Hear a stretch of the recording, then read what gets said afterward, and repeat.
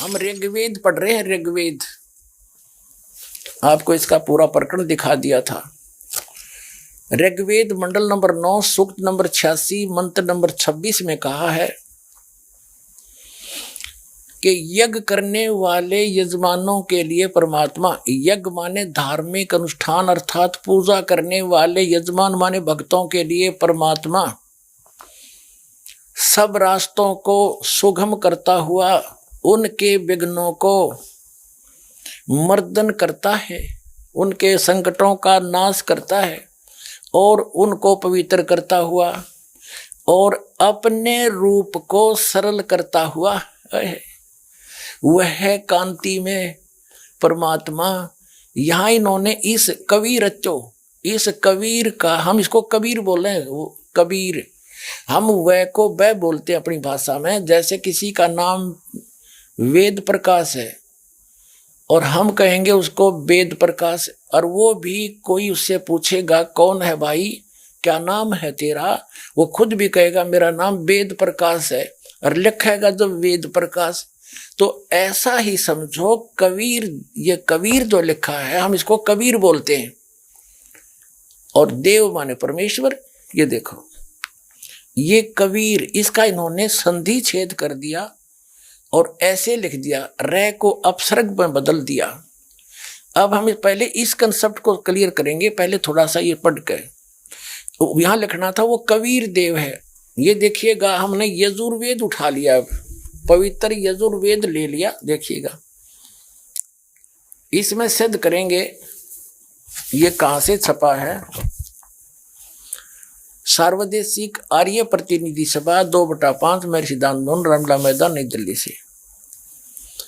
ये महर्षि दान सरस्वती कृत, ये यहां से मुद्रक यहां से छपा है। अब हम इसके आते हैं, ये 36 चैप्टर है, अध्याय नंबर 36 36 है ये यजुर्वेद का, यहां से पढ़ेंगे। ये 36 अध्याय है, 36वां। इसके प्रथम मंत्र में लिखा है रचम वाचम प्रपदे मनो यजु प्रपदे। ये यजु शब्द है, यजु अपसर्ग लगा रखे हैं इसका। तो यहाँ अनुवाद किया महर्षि दानंद ने, इसका बिल्कुल सही किया। ये यहाँ इसकी भ्रमित नहीं थी बुद्धि, इसको यजु का अर्थ यजुर्वेद कर दिया, यही करना चाहिए था।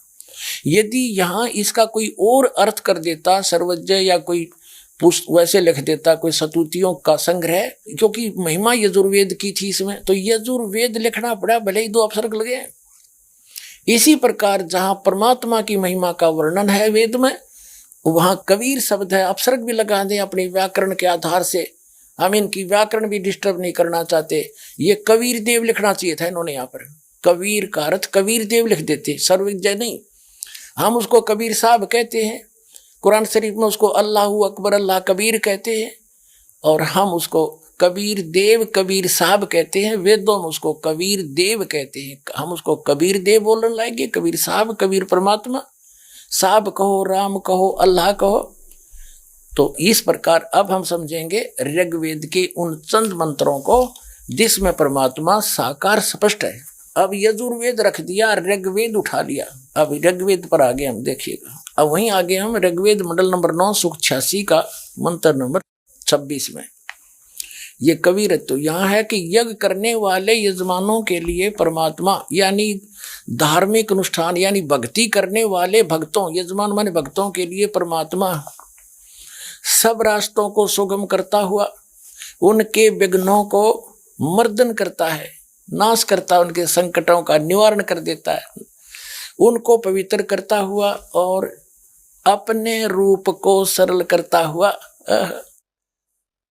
वह कांति में परमात्मा।